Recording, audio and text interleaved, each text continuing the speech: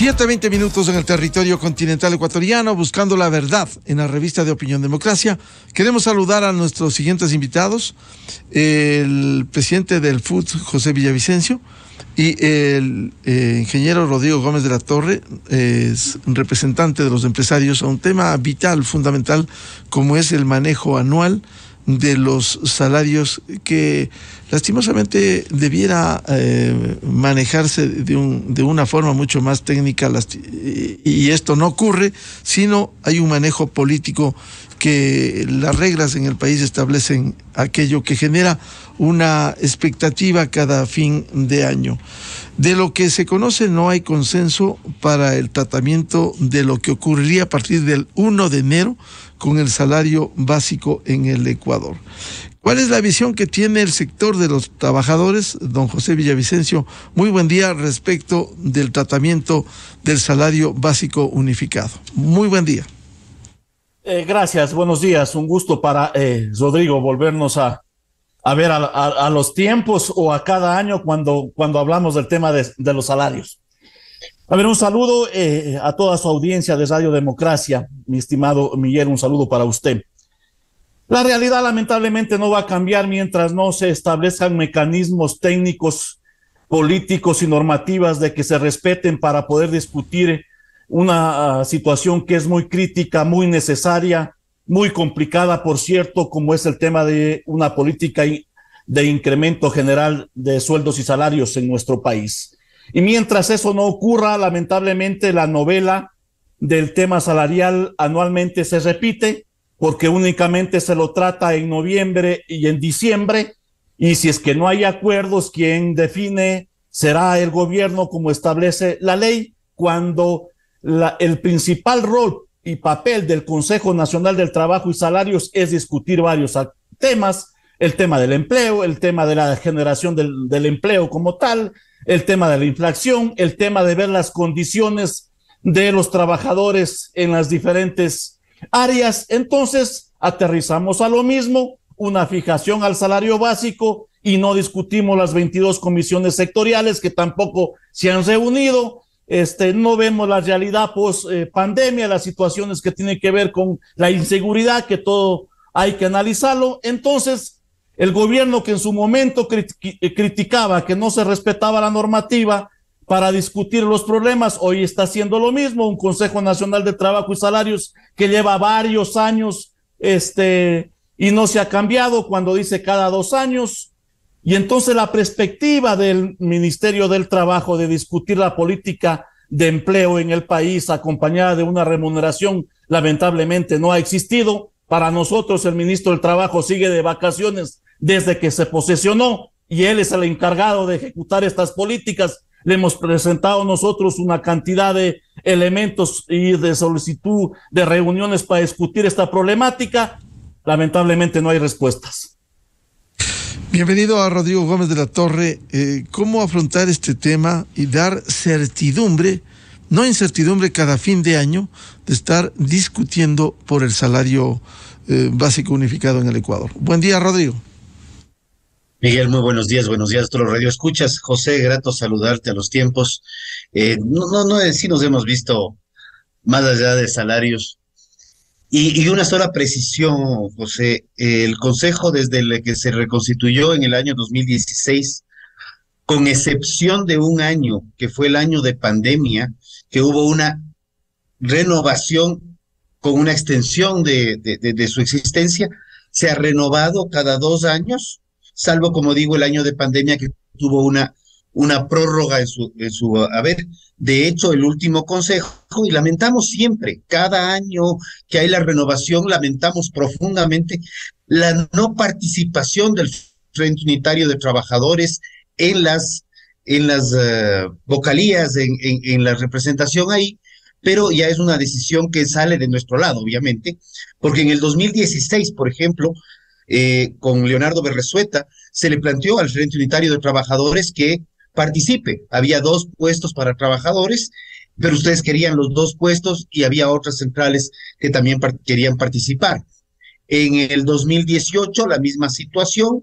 Como digo, en el 2020, lamentablemente ahí no fue en el 2021, fue la renovación nuevamente del Consejo y el Frente Unitario tampoco participó, pero esa es materia de otra conversación. Sí, comparto plenamente contigo y con muchos, inclusive al lado de los empleadores, estamos de acuerdo que esta moda, esta forma de definir salarios es lo más antitécnico que hay. Lamentablemente es lo que la ley determina. Y de hecho, el salario no se debería definir por ley, se debería definir en base a los requerimientos, necesidades y posibilidades de empleadores y trabajadores, porque el trabajo no se crea por decreto. El trabajo es un producto de algo, si bien es un derecho y lo compartimos en cierta medida, no deja de ser un derecho que depende de factores a que los empleadores puedan contratar. Y lo que más nos preocupa, y de hecho lo he puesto en algunos editoriales en estos días y lo he publicado abiertamente, es que si bien nos pasamos debatiendo el salario, lo que deberíamos estar debatiendo no es el salario, sino es cuánta gente tiene empleo pleno, porque seguimos entre el 33 y el 35% después de una ley que contigo hemos coincidido plenamente en su real nombre, una ley bien llamada de injusticia laboral, mal llamada de justicia laboral, promulgada en el 2015, que lo único que ha conseguido desde entonces es la caída sostenida del empleo pleno hasta el día de hoy. Ahorita estamos de alguna medida recuperando empleo y qué bueno que hayamos tenido en el camino una pandemia que nos evidenció un pocotón de cosas, pero también en esta pandemia salió una ley que también en algunos aspectos, tanto trabajadores como empleadores la cuestionamos, pero por lo menos evidenció la necesidad de una flexibilidad laboral. Y esta ley humanitaria, cuando vemos las cifras, vemos que con la ley humanitaria se paró la caída tan abrupta de empleo que estábamos viviendo en el año 2020. Perdón haberme extendido. Consecuentemente, ¿cómo lograr hablar no solo, Rodrigo, del tema del salario, sino el tema de la generación de fuentes de empleo, que quizás es el problema mayor que se tiene en la actualidad? Casi 6 millones de ecuatorianos que no tienen un empleo pleno en el Ecuador.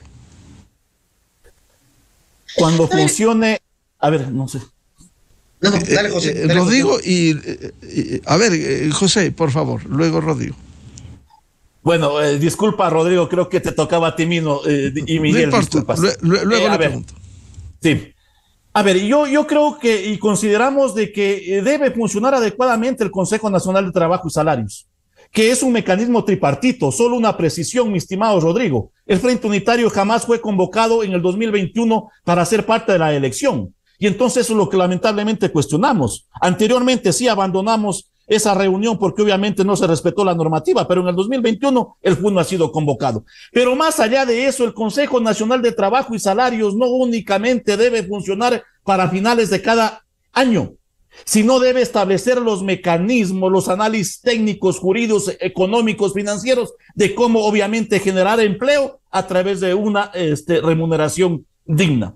Porque hay un aspecto, antes de la pandemia veníamos discutiendo, analizando de que se perdió el poder adquisitivo, que estaba en un 50-60%. La pandemia obviamente lo agravó.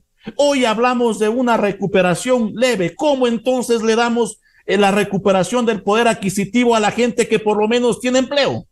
Y eso no se discute, porque si los 3 millones más o menos de ecuatorianos de la población económicamente activa tuvieran un salario digno, justo, obviamente va a haber un mejor circulante. Si hay circulante hay demanda, si hay demanda hay producción, y si hay producción hay empleo. Entonces, lamentablemente eso no se discute porque tiene que ver con varios aspectos. Eso es lo uno. Segundo, ¿cómo está la situación de los trabajadores post pandemia? Yo respeto mucho el tema de cuando Rodrigo plantea de que la ley humanitaria protegió empleo, nosotros decimos no. Mandó a la desocupación a cientos y a miles de trabajadores. Y no lo dice José Villavicencio, lo establecen las cifras. Pero post pandemia, ¿cómo están esas condiciones de los trabajadores? El presidente dice que se han creado 580,000 empleos. Pero por otro lado dice que solo hay 140,000 trabajadores afiliados. Un mecanismo de si se ha generado empleo o no es la afiliación al Instituto Ecuatoriano de Seguridad Social. Y ahí solo hay 140,000. Entonces no estamos hablando con la realidad. ¿O acaso estamos dando mecanismos para que no se afilie a la seguridad social cuando la ciudadanía y todos conocemos que está penado por la ley. Y entonces, obviamente, la situación es crítica, es compleja, porque se sigue pensando de que la ley va a generar empleo y no se establece políticas públicas, tanto, valga la redundancia, en lo público y en lo privado, para ver los mecanismos de cómo generar empleo. Cuando se necesita inversión, cuando se necesita seguridad jurídica, se necesita seguridad para reactivar el turismo en todos los ámbitos a nivel de nuestro país. Entonces es un conjunto, porque en los hechos venimos hablando desde el 2016, solo a una fijación, mi querido Miguel y Rodrigo, de el salario básico, que no bordea el 19%. Un 18.25%. No se ha hablado por más de 15, 20 años de una política general de sueldos y salarios. Eso no existe. Solo una fijación al salario básico. Ejemplos. ¿Qué pasa si los trabajadores que ya venían ganando 425, cuánto se les subió? Ni un solo centavo. Si nos vamos al sector público, que ahí en el caso de los trabajadores se lo hace a través de la contratación colectiva, hay un acuerdo ministerial que está vigente desde el 2015. Para poner un ejemplo, ahí se habla de transporte 50 centavos. ¿Cuánto vale hoy el transporte? Y entonces no hay una decisión política de que funcione el Consejo Nacional del Trabajo para discutir la generación de empleo con remuneraciones dignas, justas, como establece la Constitución, viendo otros parámetros, y la novela de todos los años se repite en noviembre y lamentablemente a finales de diciembre. Ya sabemos de que no ha habido acuerdos y obviamente va a decidir el gobierno, se ratificará lo que ofreció políticamente, los $25, ¿es lo suficiente? Obviamente que no, porque hay que discutir otros parámetros. El mismo tema, Rodrigo Gómez de la Torre, ¿cómo afrontar el tema salarial en estas condiciones? A ver, muchas gracias. Yo creo que las explicaciones de José han sido muy válidas y pertinentes. En el año 2016 realmente se restituyó el Consejo y básicamente se habló de salarios. Algo se trató la ley de desempleo, algo se trató el seguro de desempleo y se trató algo la ley del 2016, pero muy poco. En el 2018 el Consejo se amplió y entró al Consejo en nombre del Frente Unitario de Trabajadores. Y digo en nombre del Frente, el compañero José Sarango me parece que representa a la CEDOCUT. Puedo estar equivocado. Si José me corrige en eso, le agradecería infinito. Sin embargo, Edgar Sarango de la CTE. Edgar Sarango de la CTE, no sabes cuánto te agradezco. Representó al Frente Unitario de Trabajadores, y precisamente el Frente Unitario de Trabajadores como tal, al no tener personería jurídica, obviamente, y como José hace mención, la importancia de la seguridad jurídica en los países, es un tema que es relevante. O sea, hay que tener personería jurídica para tener representación, más allá de la representación política que tiene el Frente Unitario de Trabajadores. Coincidimos plenamente en que no compartimos el alza de antitécnica, pero sí creo que es importante, por ejemplo, retomar los datos del INEC, cuando hace referencia a que el ingreso familiar mensual está en $793.33, cuando la canasta básica está en 756. Y creo que es importante también topar, y agradezco este tema, porque yo me mantengo todavía fuera de Quito, pero a veces cuando vengo a Quito y se puede, me transporto nomás en el medio de transporte público, porque manejar en Quito realmente me desagrada, y lo digo así abiertamente. Y el bus, por ejemplo, el bus está entre 25 y 35 centavos. Qué bueno que tengan un presupuesto de 50 centavos algunas personas, porque no necesariamente el sector privado lo tiene. Pero sí creo que aquí, José, hay que reconocer que el Consejo Nacional de Trabajo y Salarios, particularmente el 2019 y 2020, podemos estar en discrepancia en lo que se decidió y se acordó, pero hay acuerdos, y hay muchísimos acuerdos en materia laboral, y el Consejo sesionó a lo largo de todo el 2019 y de manera virtual sesionó todo el 2020.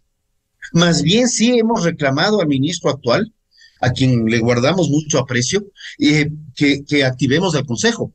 Y en las noticias de prensa que han salido y los comentarios públicos que he realizado, es que es lamentable no haber llegado a un acuerdo en materia salarial. Sin embargo, sí hemos combinado, tanto trabajadores como empleadores, a topar los temas de política salarial y de política laboral, porque el salario no es lo único. Si nosotros no estamos en una condición de generar más empleo, ¿de qué salario estamos hablando? Y como digo, el 35%, según el dato que nos presentó el INEC al Consejo, porque el dato que está publicado, el último, es del 33% de la población económicamente activa tiene empleo pleno.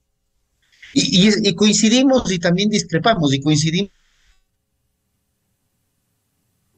en que las cifras del IES marcan muchísimo la pauta y también tenemos esa misma diferenciación que curiosamente quien defendió esas cifras fue el sector trabajador. Nosotros hemos preferido no mencionar las cifras, esta diferencia de cifras, porque no viene al caso. La realidad es otra.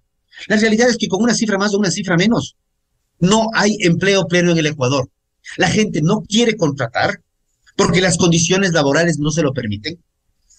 Y lo que se requiere es una reforma laboral real, no pensando en lo que pasó en el siglo XIX y el siglo XX, sino pensando en cómo las tecnologías de la información están poniendo esto. Miguel es un periodista, y perdón, Miguel, que te voy a hacer una consulta rapidísima. Miguel es un periodista de muchísima data, con una experiencia grandísima.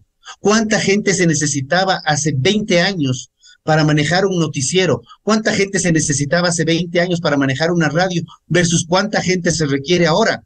Solamente con manejo de tecnologías de la información. Y José, si no queremos ver esa realidad, es porque realmente hay algo que nos está obnubilando.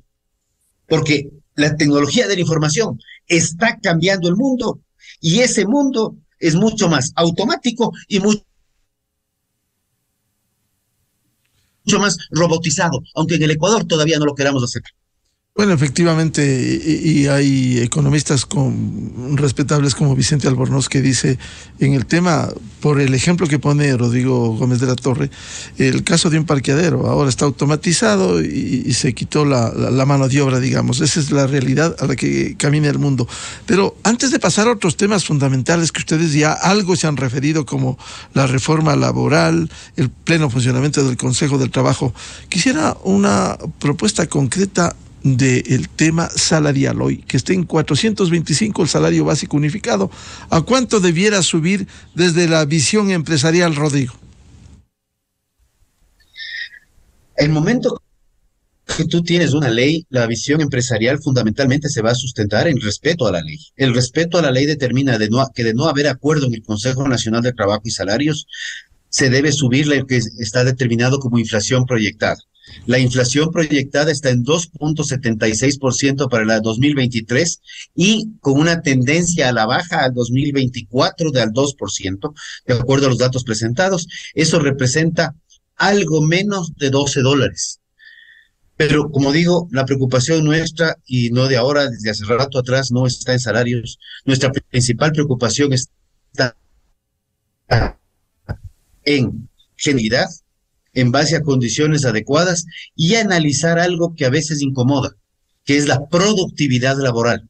¿Cuánto se produce por cada puesto de trabajo para que esa producción, como José hace mención a la cadena virtuosa del empleo y el trabajo, para que esa producción pueda pagar los salarios? Porque si la producción no paga el salario, terminamos en un círculo ya no virtuoso, sino un círculo vicioso que hace que se pierda más empleo que el que se genera. Desde la visión de los trabajadores, ¿cuál debiera ser el aumento salarial para el 1 de enero del 2023, José? Mire, lo que nosotros nos hemos venido planteando es de que se debe plantear lo que establece la Constitución y lo que hemos venido ratificando anualmente, de que el salario tiene que ser de carácter progresivo hasta ir cumpliendo el costo de la canasta básica familiar. Lamentablemente, en la famosa ley de la productividad se puso al tema de los presectores, que 5 conformaban el núcleo familiar, luego se bajó a 4, anteriormente era 6. Entonces, en las situaciones que vive hoy el país, no es de que todo el núcleo familiar tiene un empleo.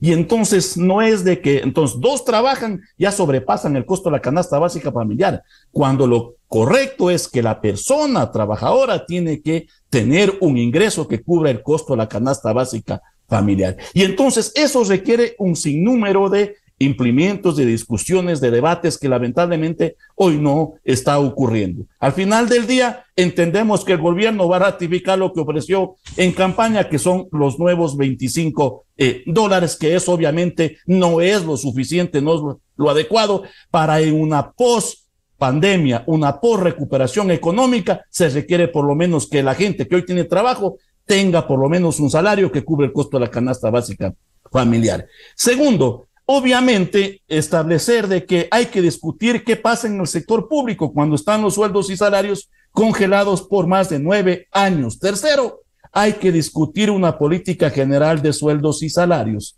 porque vuelvo y repito, obviamente se revisa lo que es el salario básico unificado. Cuarto, ¿qué pasa con las 22 comisiones sectoriales? Donde hay áreas específicas, el tema de la pesca, el tema del turismo, el tema de la agricultura, etcétera. Son 22 comisiones sectoriales que tampoco obviamente han funcionado como corresponde. Entonces, no existe esa decisión, esa voluntad, porque nosotros obviamente no consideramos que obviamente se tiene que tratar el tema de la inflación. ¿Cuál es la realidad que hoy vive el ser humano? ¿Cuál es esa realidad social, económica y cómo obviamente mejorar esa situación? Porque pasa por generar empleo, que lamentablemente no hay una política desde esa visión por parte de el gobierno, y ahí nos quedamos estancados. Entonces, nosotros siempre hemos defendido que el salario tiene que ser de carácter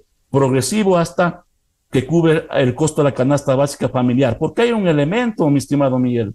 Se hablaba con bombos y platillos que se eliminó la tercerización laboral en el 2008. Pero hoy hay la prestación de servicios, la externalización. Y yo les invito a visitar la Amazonía, donde se sigue explotando de manera miserable a los trabajadores. Empresas que contratan a estas otras empresas para que les presten un servicio y no les pagan a los trabajadores 4, 5, 8 meses. Y se denuncia, la Inspectoría del Trabajo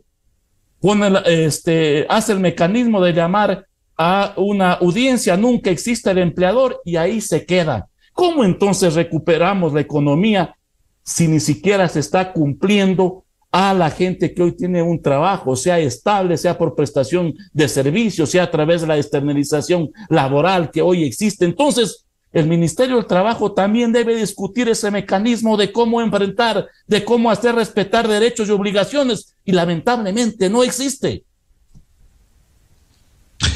Siendo importante incluso para la relación del salario básico, para multas, para una serie de acciones en el Estado ecuatoriano. Quisiera plantearles, y le digo a José Villavicencio, también lo haré con Rodrigo Gómez de la Torre, cuando hablamos más a profundidad de la reforma laboral, lo que necesita el país, y también abogar por esos que casi no tienen voz, no tienen un pleno empleo, que son cerca de 6 millones de ecuatorianos. Cuando hablamos más de eso para que pudieran incorporarse formalmente al trabajo adecuado. José. Mire, Miguel, yo creo que quienes hacemos mal o bien una representación desde el ámbito de los trabajadores, de los empleadores o a través de un medio de comunicación, estamos dándole un mensaje a los que no tienen voz. El Frente Unitario, nuestra central sindical, también hace ese rol, ese papel. Nosotros presentamos un proyecto de ley, una propuesta, Miguel, que tanto nos han criticado que no tenemos propuesta. Presentamos a la Asamblea un proyecto de Código del Trabajo, para que se debata, se discuta, que se recoja propuestas, críticas, etcétera. El 20 de octubre del 2021, ha pasado más de un año, y la Asamblea, la Comisión de lo Laboral y Seguridad Social nuevamente dejó en stand-by. Ni siquiera hay informe para primer debate, ni tampoco informe para que se archive como lo hicieron en el 2012. Hablamos con el presidente de la Asamblea y dijo hace 3 meses que van a establecer una resolución para que el Pleno le dé más plazo a la Comisión de lo Laboral y Seguridad Social, que ha tenido un año, y de los 430 artículos que tiene nuestra propuesta, Miguel, solo han revisado 130 artículos en un año. Esa es la Asamblea que tenemos los ecuatorianos. Veníamos trabajando con el gobierno antes del del paro de junio sobre una propuesta, sobre tratar de discutir un solo código orgánico integral laboral. La discusión estaba de que ellos hablan de una ley paralela, nosotros de una sola ley, pero se estaba tratando, vino el paro y se dejó de reunirse, tanto en el tema de lo laboral como en el tema de la seguridad social. Y el gobierno entonces cree que se reúne con un sector que, por cierto, es muy importante, como el sector de la CONAIE, pero ¿qué pasa con los otros sectores? Donde hay otros sectores que necesitan atención, que se necesita discutir porque los problemas no están resueltos. Y ahí quedó las discusiones. Entonces no hay la voluntad de hacer real, de concretar el eslogan del gobierno que tanto habla, el gobierno del encuentro. ¿Pero con quiénes? Cuando la mayoría de los ecuatorianos hoy están pagando las consecuencias. No hay empleo, no hay seguridad, no hay educación, no hay salud, que son las principales necesidades de los ecuatorianos como tal. Entonces, nosotros hemos tenido la voluntad, la predisposición, y lo hemos ratificado asistiendo a estas mesas. Pero ¿quién debe convocar, mi estimado Miguel, hasta por un tema de respeto, de autoridad? ¿Es el gobierno? ¿Lo ha hecho? Obviamente que no. Bueno, ¿qué pasó entonces? Le pregunto a Rodrigo Gómez de la Torre con las mesas de diálogo por un lado y por otro la reforma laboral. ¿Cuándo hablamos de esos casi 6 millones de ecuatorianos que no tienen pleno empleo? A ver, yo Miguel, quiero ser un poquito pragmático. Yo creo que estas famosas mal llamadas mesas de diálogo debemos ponerles el nombre como debe ser. Han sido unas mesas de imposiciones y chantajes. Si no se hace lo que yo quiero, me encapricho y hago paro. Y más bien, José, qué bueno que ustedes sí han estado en las mesas de diálogo, porque el sector empresarial no participó. Y ustedes en la mesa laboral estuvieron de la mano de CONAIE, que tanto no le cuestionemos. Yo respeto muchísimo al movimiento indígena, discrepo cómo se lo está manipulando al movimiento indígena por parte de dos dirigentes, porque antes era uno, ahora están dos visibles y que ahora quieren condonación de créditos. Esto de aquí le ha costado al país más o menos 5.500 millones de dólares y podría desglosarles. Creo que eso es importante, Miguel, y lo más importante es definir formas de conseguir nuevos espacios laborales, nuevos espacios de empleabilidad, pero así como hay que aterrizar los temas salariales, aterrizar los temas de cómo que se gane más y ese tipo de cosas, también deberíamos ver cuando un sector está perdiendo cómo bajar el salario, si queremos basarnos tal cual como dice José en las comisiones sectoriales. Y también sostener, y esto de aquí lo hemos conversado con José en varias ocasiones, y de hecho fue contigo, José, la primera vez que yo frente a un micrófono, antes de pandemia, dije, por primera vez lo voy a decir públicamente. Y tú me hablabas de la importancia de generación de empleo en el sector agrícola y me hablabas de la importancia de implementar tecnología en el sector agrícola. Y yo te decía, perfecto, sector agrícola es uno de los principales generadores de empleo en general, empleo pleno o empleo autónomo. Sí. Pero el momento que implementamos tecnología, estamos desplazando gente del empleo pleno. ¿Por qué? Porque con un tractor agrícola de mayor eficiencia tú puedes desplazar muchos puestos de empleo de pala y asadón. Cuando tú estás hablando de procesos de fumigación, procesos de cosecha, cada vez vemos tecnología mucho más amplia para que con un tractor tú puedas estar cosechando papa, clasificando y enfundando papa con el mismo tractor y un solo operador en lugar de tener 8, 10, 12, 15 personas. Entonces vamos un poco aterrizando al siglo XXI. Y tú, José, no perteneces a la generación de la vieja leva. Tú eres de la nueva generación, tú eres un hombre joven. Tú estás viviendo estas tecnologías de la información mucho más fáciles de lo que nos ha tocado a algunos que nos hemos tenido que ir ajustando. Y esa es una realidad. Y yo creo que ahí, Miguel, muchos de los planteamientos que se recogieron a nivel de Consejo Nacional de Trabajo y Salarios en el 2019 pueden ser potenciados. El hecho de que reconocer, por ejemplo, que un trabajador rota permanentemente entre trabajos porque ya no está buscando la estabilidad que se hablaba a mediados del siglo pasado, sino está buscando nuevas oportunidades con nuevos empleos. Cuando estamos hablando de una jubilación patronal que con suerte beneficia al 4% de la población con empleo y que deberíamos estar hablando de un fondo de jubilación planteado por los empleadores, para que si el trabajador está 1 año, 2 años o 5 años en un puesto de empleo, siempre tenga el fondo de jubilación y no tenga que esperar 20 años con un solo empleador. ¿Por qué no estamos hablando de jornadas laborales diferenciadas, en donde respetando las 40 horas podamos tener jornadas extendidas de hasta 10 horas o jornadas de menor tiempo por 6 días? Y olvidémonos de qué días.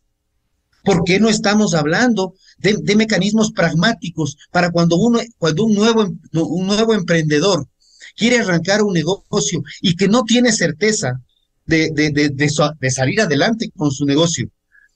No esté abocado a que al día 92 tenga un contrato indefinido con una estabilidad mínima de 3 años, en donde si el negocio quiebra al año, luego de haber embarcado su patrimonio, haber embarcado su deuda, probablemente una deuda cara, además tenga una demanda laboral por despido intempestivo con una estabilidad de 3 años. Por eso no se genera empleo en el Ecuador. Esas normas lo que hacen es minar más el empleo. Y eso, y José, contigo lo vimos, cuando el mismo expresidente, ese que creo que te llevabas más con él que yo, no sé por dónde anda ahora, cuando eliminó el tema de las amas de casa, del servicio doméstico, y puso una serie de obligaciones y regulaciones. ¿Qué sucedió con el trabajo doméstico?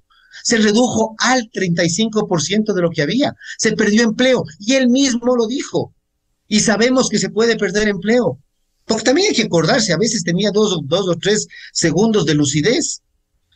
Entonces, cuando las normas laborales son extremadamente rígidas, y la Asamblea no tiene tu proyecto de ley, no tiene el proyecto de ley del FUT, tiene 36 proyectos de ley en materia de reforma laboral, de los cuales 2 son proyectos de ley completamente integrales y completos, y los otros son reformas.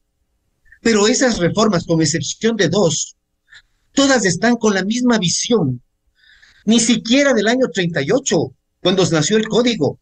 Están con la misma visión de finales del siglo XIX, cuando todavía ni siquiera se vislumbraban reformas laborales y donde sí habían abusos laborales que tenían que corregirse.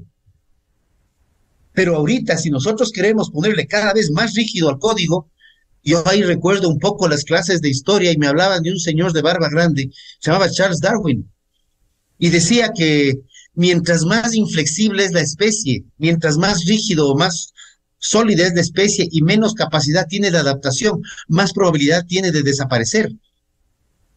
Dicho de otra manera, la especie que mayor facilidad tiene de adaptarse es la que permanece en el tiempo. Y estos códigos que están planteados y estas formas de pensar de hace siglo y medio no abonan a un desarrollo laboral. Y las cifras, como tú a veces lo mencionas, y me encanta que lo menciones con cifras, las cifras evidencian, y ratifico, que la ley de injusticia laboral, lo único que hizo en el 2014 o en el 2015 fue consolidar la destrucción del empleo en el Ecuador, que se sigue destruyendo por normas inflexibles, y más bien, lo poco que se ha podido hacer en el 2020 es lo que está abriendo espacios nuevos de empleabilidad post pandemia que también nos demostró que si no estamos pensando en flexibilización, en productividad y en automatización, tampoco sobrevivimos, porque la pandemia nos hizo ver las cosas desde una óptica muy distinta, muy distinta a la que teníamos prepandemia. José Villavicencio, ¿cómo afrontamos este momento que vivimos? Desempolvamos de esos proyectos, adecuamos a la realidad, pero el país necesita, porque caso contrario, seguimos en ese círculo vicioso. Demanda de fuentes de empleo, no hay reforma laboral, seguimos en lo mismo, no hay cambio con lo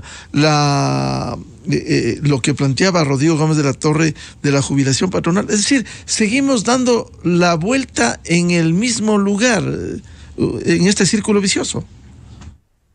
No es así, mi estimado Miguel, y yo le invito a Rodrigo que revise la propuesta del Código del Trabajo del FUT. Ahí estamos planteando, solo un ejemplo, que la jubilación patronal sea acumulativa, que ya lo planteamos hace varios años atrás, y Rodrigo conoce de que no hubo acuerdos con el sector empleador por el tema de los porcentajes. Y estamos planteando eso como un mecanismo. Otro, que se regule el tema del trabajo que hoy existe en el tema de entrega de medicina, de alimentación. Tercero, si bien es cierto, hay que adaptarse a las tecnologías, pero pueden haber tecnologías de última modelo, pero siempre se va a requerir de la mano de obra, porque la empresa requiere de los trabajadores requieren de la empresa. Más allá de la industrialización, de los avances de la famosa G4 que hoy se habla, entonces el agro necesita capacitación, necesita mecanismos, no únicamente tienen que ver con que vayan los mejores tractores, sino tecnificación para que el agricultor esté seguro que lo que va a producir el día de mañana le va a dar una rentabilidad. Se tiene que garantizar el mercado, que es otro elemento que no se pone a discutir. Entonces, usted invierte en sembrar papas, $1,000, pero el rato de vender resulta que pierde. Entonces, ahí cuando existe un abandono en el agro, porque no hay capacitación, no hay tecnificación. Tercero, no se garantiza el mercado, que es fundamental para que el agro genere empleo, porque hay una migración del campo a la ciudad de un 70, de un 80%, y entonces hay más desocupación. Tercero, obviamente no vamos a conseguir aquí con Rodrigo. Será el mínimo el porcentaje de gente que busque estar 6 meses en una empresa, 6 meses en otro. Esa gente lo hará los jóvenes que son hijos de papás que tienen la posibilidad de que si me quedo sin empleo, me garanticen mis beneficios. Pero la mayoría de ecuatorianos busca un empleo estable para poder proyectar el desarrollo de su vida. Porque si las personas trabajadoras tienen un empleo estable, pueden adquirir un préstamo hipotecario, quirografario o cualquier tipo de empleo para mejorar las condiciones de vida, tanto personal como familiar. Entonces, eso lo va a hacer a través de tener un empleo estable. Caso contrario, si es que está diciendo, a ver, solo voy a trabajar 6 meses y mañana no sé, no puede proyectar el desarrollo de la vida. Entonces hay que ver estos mecanismos. Entonces nosotros hemos puesto a discusión un nuevo código alternativo, actual, en base de la realidad que estamos viviendo los ecuatorianos. Normalizar las tecnologías digitales es fundamental en nuestro país, y eso establece nuestro código del trabajo. Pero obviamente la mayoría o la jornada ordinaria tiene que estar en las 8 horas. El tema de la seguridad social y otros beneficios que deben existir. Porque yo creo que no es correcto, Miguel, ecuatorianos y Rodrigos, categorizar a los seres humanos como si fueran equipos de fútbol. Unos en serie B, otros en serie A, otros en serie C, etcétera. Cuando las personas trabajadoras tenemos que tener los mismos derechos y las mismas oportunidades. Y el empleo lo que busca en lo particular y en lo esencial es combatir la desigualdad social, y entonces obviamente se requiere ver varios aspectos. Y por cierto, el amigo que no lo quieres recordar, mi estimado Rodrigo, dijo de que en su periodo se beneficiaron el doble, el triple las empresas, y los datos, como te gustan los datos, lo reflejan, y fue así. Pero se afectó a los trabajadores porque lamentablemente la visión de los gobiernos ha sido afectar a los más débiles, y esta ocasión no es la excepción. Rodrigo Gómez, Miguel, sí. Dos puntualizaciones. Las cifras de rotación laboral en este momento de 4 o 5 años por trabajador salen de cifras del Ministerio del Trabajo. José, qué bueno que hayas mencionado también. Yo en el 2012, cuando ustedes como FUT y tú estabas ahí, presentaron la reforma del 12, no sé qué habrá pasado, yo no estaba en ese aspecto. Nosotros hemos ido renovando. Sí, estoy un poco largo en mi periodo, pero no tan largo como otros. Yo sí creo que es importante varios aspectos. Es que vos ya llevas más años que... Yo creo que no terminaste de salir del colegio y ya entraste No. Yo entré al FUT en el 2015, por si acaso. Le aclaro al pueblo ecuatoriano. Estoy desde el 2015. 7 años. Ya. A ver. Como dijiste, la del 12 y la decías, estuvimos ahí. Pero yo creo que, por ejemplo, el tema de tecnologías de la información, yo del agro, créeme que algo sí entiendo. Sí entiendo, y nadie te garantiza mercados. Un murciélago le echaron la culpa y nos cerró el mercado de camarón en China. Y las empresas hicieron mecanismos para buscar nuevos mecanismos, para salir por otros lados. ¿Qué pasaba con las ensambladoras, por ejemplo? Las ensambladoras en la época de Ford, al inicio del siglo XIX, ocupaban cualquier cantidad de gente. Ahora ocupan cualquier cantidad de sistemas y bajaron la cantidad de gente. Y eso lo hemos conversado con un compañero tuyo que trabaja justamente en esa línea. Nosotros tenemos que seguir buscando mecanismos y buscar abriendo TLCs. Y ya no solamente es quien tiene empleo, sino quien quiere generar empleo a través de un emprendimiento.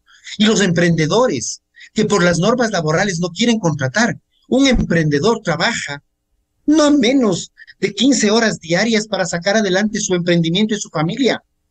Y evita contratar, que podría ser una gran herramienta, por unas normas laborales absolutamente caducas. Esa es nuestra realidad.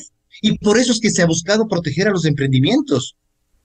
Nosotros necesitamos que el Ecuador esté más abierto al mundo, que tengamos mejor competitividad, porque esa frase de Lazo en sus campañas, más Ecuador en el mundo, es exportar más.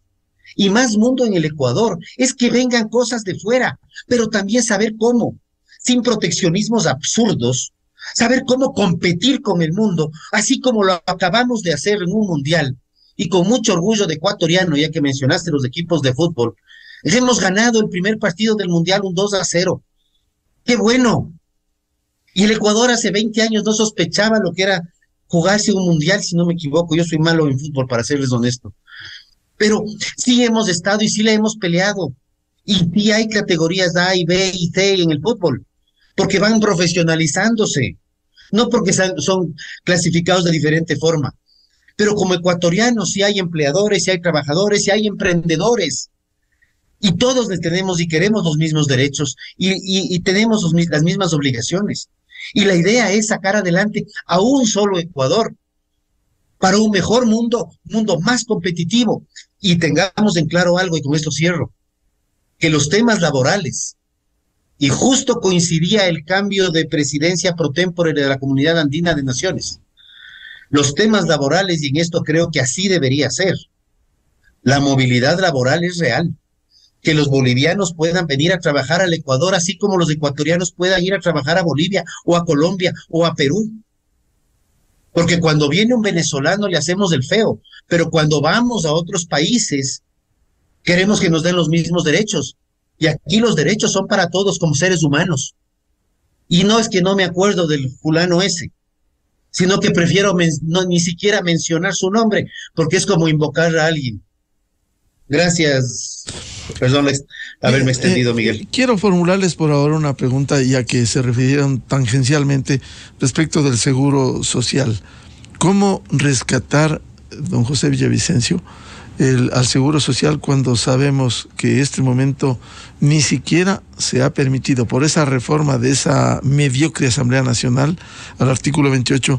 Ustedes no tienen un representante ante el Consejo Directivo del IES perdón la redundancia, que le represente a usted. Se ha reactivado a uno que está 10 años y esto cojea en la administración del Seguro Social, en medio de esas angustias y necesidades de cambios profundos en el Seguro Social. ¿Qué hacer con eso, don José? Sí, y yo solo un elemento, Miguel y Rodrigo. Comparto que los derechos deben ser para todos los ciudadanos. Miren, estamos en un mundial que no nos debe perder la perspectiva de tener un mejor país. Pero solo para poner un ejemplo, en Qatar se habla del mundial maldito, porque han muerto más de 7,000 obreros por distintas razones, y la mayoría inmigrantes. Solo un elemento. ¿Qué pasa con la seguridad social? Obviamente, Miguel, usted sabe de que hay intereses económicos, políticos y mafias en el IES. Cuando nosotros saludamos de que se emitió el decreto 571 para elegir un nuevo consejo directivo que ha estado prorrogado 12, 10 años y más respectivamente, y se tenía hasta el 25 de octubre para hacerlo, obviamente vinieron los intereses de los políticos, del mismo gobierno y las mafias. Y lo vamos a decir con nombre y apellido y nos vamos a robar unos minutos, mi estimado Miguel. El 18 de octubre, el señor Ortega, delegado del presidente Lazo, ya quiso poner a dedo al delegado. Convocó a varias organizaciones, entre ellos el señor Richard Gómez, que ahí quisieron postulado como delegado al IES. Y como no pudieron, obviamente tuvieron que esperar el proceso. Presentamos nosotros el 25 de octubre Usted me preguntará, ¿y por qué no hicieron antes, igual que los empleadores? Porque recién el 25 de octubre en la mañana el Ministerio del Trabajo tuvo la decencia de entregarnos cuáles eran las organizaciones nacionales legalmente constituidas y nos entregaron el nombre de 16. Obviamente ahí salió a la luz que constituyó organizaciones de papel que nunca han existido. ¿Y quién era su representante? El señor Richard Gómez, que está como en 3 o 4 organizaciones nacionales. Presentamos el 25, la super de bancos únicamente tenía que ver que los candidatos cumplan el artículo 29 de la Ley de Seguridad Social, que estén habilitados los derechos políticos.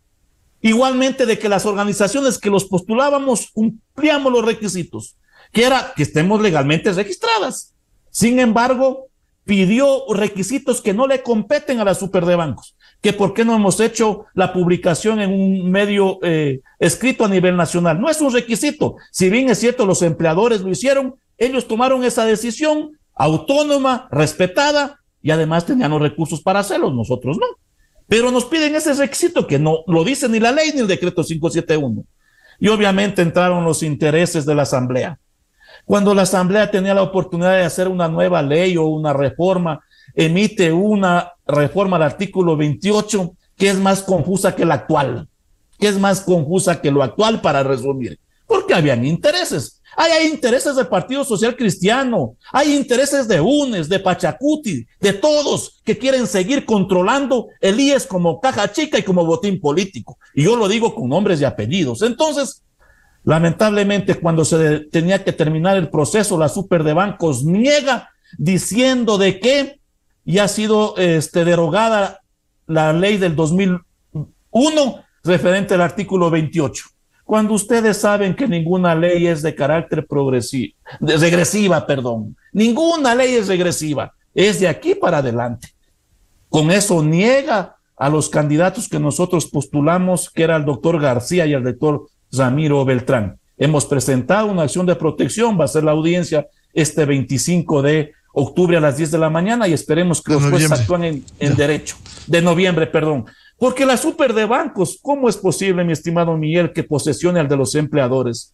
Y por cierto, el suplente lo postuló después de que se fue al registro oficial la reforma al artículo 28 y no termina el proceso con los trabajadores. Y entonces hay interés del mismo señor Ortega y nosotros hemos pedido la salida, porque no puede estar en la cabeza una persona que tiene intereses de seguir manejando a su antojo el Instituto Ecuatoriano de Seguridad Social. Y tenemos un consejo con una ley puesta por los empleadores y el de los afiliados con otra ley que esa sí que fue derogada, y el mismo decreto del 2012 fue derogado con el 571 y lo quieren volver nuevamente a meter por la ventana al señor Clavijo, como ya lo hicieron en el 2015. Esto es inaceptable, una institución tan importante, tan valiosa, que se siga manejando de esa forma. Entonces, aspiramos nosotros de que el juez el día viernes 25 de noviembre pueda actuar en derecho, porque lamentablemente la super de bancos, sus funcionarios,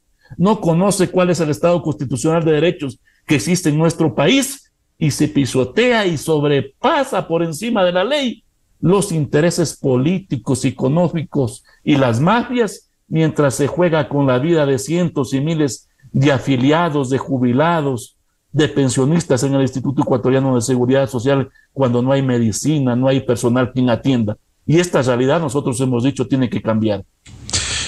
Rodrigo Gómez de la Torre, ¿cómo afrontar esta situación difícil que lo único que hace es aplazar la solución en el tiempo del Seguro Social ecuatoriano? A ver, creo que José ha dicho algo que suscribo profundamente. Los intereses políticos y mafias. Me ha sorprendido a mí ver, por ejemplo, 4 propuestas de delegados de trabajadores, y de los de empleadores sí hubo una sola propuesta en base a lo que determina, y aquí viene mi preocupación, un artículo 28 que fue declarado inconstitucional, porque las delegaciones de los trabajadores y la delegación de los empleadores fue declarada inconstitucional en el 2015, y se le dio a la Asamblea un plazo de 90 días para buscar un nuevo mecanismo de elección. Esto generó que ni trabajadores ni empleadores, desde el 2015, hayamos tomado la decisión de sacar a los delegados, porque no había cómo reemplazarlos. En el año 2021 se aprueba la reforma. Finalmente aprueban una mala reforma al artículo 28. Y reconozco, una muy mala reforma al artículo 28 del IES para viabilizar la elección de los nuevos delegados. Esto de aquí, el presidente Moreno la recibe y pasa la mano con 10 al presidente Lasso y le dice: ñañito, esa papa caliente te haces cargo tú. No sé si le habrá dicho en esos términos, pero eso se lo deja al presidente Lasso. Presidente Lasso coge esta mala reforma y da un veto total. Veto total que implica que el artículo no podía ser tratado en un año. La presidencia ya no puede hacer mucho porque vetó totalmente el proyecto de ley y lanza un decreto. Personalmente tengo mis observaciones sobre la legalidad del decreto y lo mencioné en algunos espacios, tanto públicos como privados, porque el presidente, con el respeto que le puedo tener primero al presidente Lasso, el respeto y aprecio que le tengo, o a la presidencia de la República como institución, no es autoridad nominadora. Y al no ser autoridad nominadora, no puede ser autoridad desvinculadora, para que usar un término. O sea, no puede sacarle a alguien que no tiene capacidad de nominar, puede nominar al ministro, pero no al delegado del IES. Y entramos en un proceso en el que, entre que se aprueba, que no se aprueba, que pongo 4 delegados y que no pongo 4, que pongo acción de protección y no protección, la Asamblea toma una resolución. Entonces, el sector empleador entrega una nominación, ¿ya? Y en el proceso, antes de que la Superintendencia de Bancos valide, porque no registra, valida esa nominación, ya la Asamblea, primero hay una acción de protección y segundo, hay la aprobación de la ley y publicación inmediata, porque además del registro oficial, se ha lucido por eficiencia. Entonces, para mí, lo que sí creo que vamos a coincidir con José y contigo, Miguel, y con muchos, es que la situación del Consejo Directivo del IES, ente supremo de definiciones de política en materia de seguridad social, se encuentra en una suerte de limbo pantanoso político y jurídico que nos deja en un incierto, porque no puedes tener delegados por un decreto y primero no nomina y no puedes tener una ley para nominar al otro y tenemos 120 días para tener un reglamento. O sea, a mi criterio, el Instituto Ecuatoriano de Seguridad Social está en un estado de limbo jurídico en terreno pantanoso, porque toda decisión que se tome para el lado que sea tiene capacidad de ser impugnada el día de mañana por estas incertidumbres que han sido creadas más allá del concepto de una constitucionalidad diferida en el artículo 28, que consta en el decreto 571, porque ese artículo estaba declarado inconstitucional. Y si nadie quiso hacer nada en todos esos años, fue por el riesgo de no caer en lo que estamos de ahorita. Tenía la Asamblea que cumplir su trabajo, que eso ya es materia de otro costal, pero la Asamblea tiene que cumplir su trabajo, reformando el 28, y hubieron varias reuniones, y hubieron muchísimos intentos de reuniones que tanto trabajadores como empleadores fuimos convocados a la Asamblea para dar nuestra opinión, buena o mala, y llegábamos a la puerta de la Asamblea y ya te llamaban a decir, no, se suspendió la sesión. Y en el cambio de gobierno fue que aprobaron la reforma del 28. Miguel, y conciudadanos, realmente la situación del IES es altamente preocupante por esta situación del Consejo Directivo, y la salida del IES sí implica una reforma legal, pero la principal salida del IES es integrar la discusión laboral con seguridad social, porque si no tenemos más trabajadores, tampoco tenemos ingresos para que se puedan usar bien o mal, o definir a fondos que tampoco están caminando. Gracias. Es indudable que ha faltado decisión política, y eso hemos criticado. Decisión política desde el Ejecutivo. Ha tenido 3 delegados al Consejo Directivo del IES, que preside por mandato de la ley del 2001. Y qué decir de esa Asamblea Nacional mediocre, esa Asamblea que no contribuye. Lo cierto es que el Seguro Social ecuatoriano sigue en un estado grave, calamitoso y no hay poder humano por esa falta de decisión política, falta de decisión de la Asamblea Nacional que permita viabilizar una mejora en el Seguro Social ecuatoriano. Muchas gracias a José Villavicencio y a Rodrigo Gómez de la Torre por aportar a este debate sobre el tema laboral y tema del Seguro Social. Muy buen día. Gracias, buenos días. Muchas gracias, muy amables, buscando la verdad en la revista de Opinión Democracia. 8 de la mañana con 15 minutos en el territorio continental ecuatoriano. Vamos a una pausa publicitaria y ya volvemos con otro de los temas que preocupan el país. La situación de inseguridad y violencia en el Ecuador y el papel que debieran cumplir la fuerza pública y de manera especial las Fuerzas Armadas ecuatorianas. 3 invitados, el general José Luis Castillo, el almirante Alan Molestina y el coronel Alberto Molina. Miguel Rivadeneira en la revista de Opinión Democracia. Que esto es solo fútbol. Que tenemos problemas mucho más serios. Que solo es un balón, solo un deporte. Que nada va a cambiar si ganamos.